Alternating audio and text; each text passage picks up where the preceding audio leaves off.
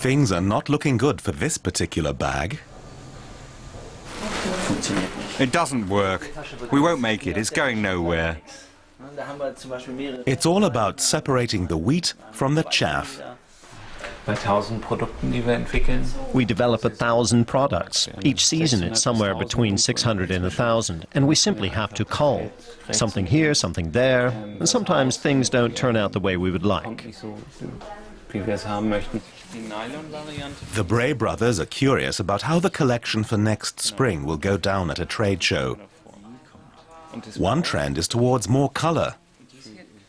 Another is presenting a sporty look.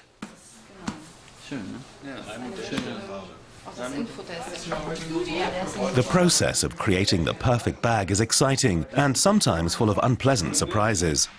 It looks great on paper, then when it's three-dimensional it doesn't. It's always that way. Things slow down in the middle of development. It's a normal process. That's why they get actively involved themselves. Samples are made. They're real, usable, and meant to be tried out. The HQ in Isernhagen is no longer a production site, but more on that later. We're going into the Leather Museum. This is a collection that was largely put together by my father. His aim was to show us all the things that could be made from leather, the articles that have been developed. The collection is also a source of inspiration.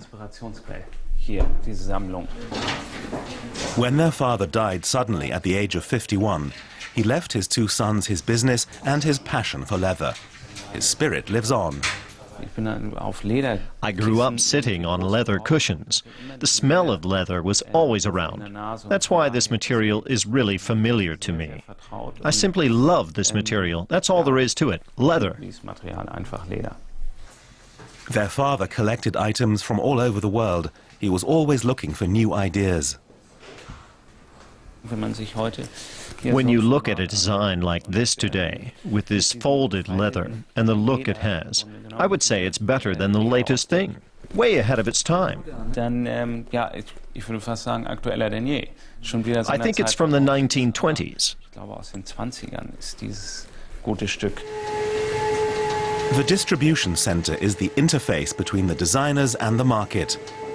Bree bags are produced the world over, from Thüringen in eastern Germany to southeastern Europe and, particularly, Asia. All the bags pass through here for quality control. Japan. Japan. Ach ja. Kommt es heute oder die Tage? Japan is Bree's most important foreign market, and it's a demanding one. This light-colored leather is really tricky. It shows scratches, dust, and stains. We check the surfaces, the buckles, check the workmanship, how the seams are sewn, how they're finished, is it okay? We inspect really closely to see if the product is okay and up to par for the Japanese market. So the Japanese are fussy. Very fussy. Small cosmetic improvements are being made to these purses from China. They're on their way to Japan.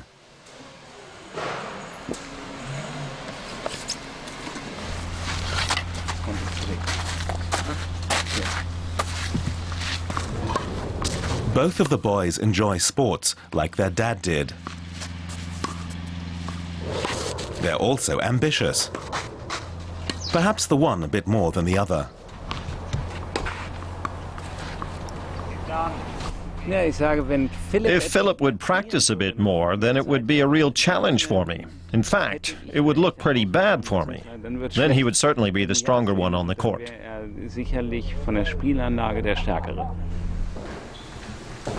Back in the office, it's a bit different. They must continually make compromises, both as brothers and bosses. I think it's an advantage, all told. We carry the responsibility together. We ask each other strategic questions. That's a major advantage per se.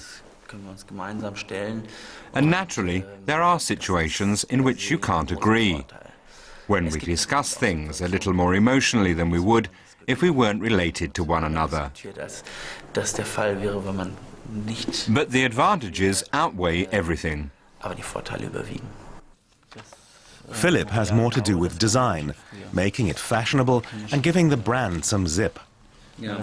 Axel markets Bree around the world.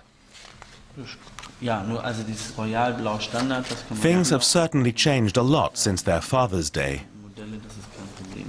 We're not necessarily the kind of heirs that do everything just like our father did.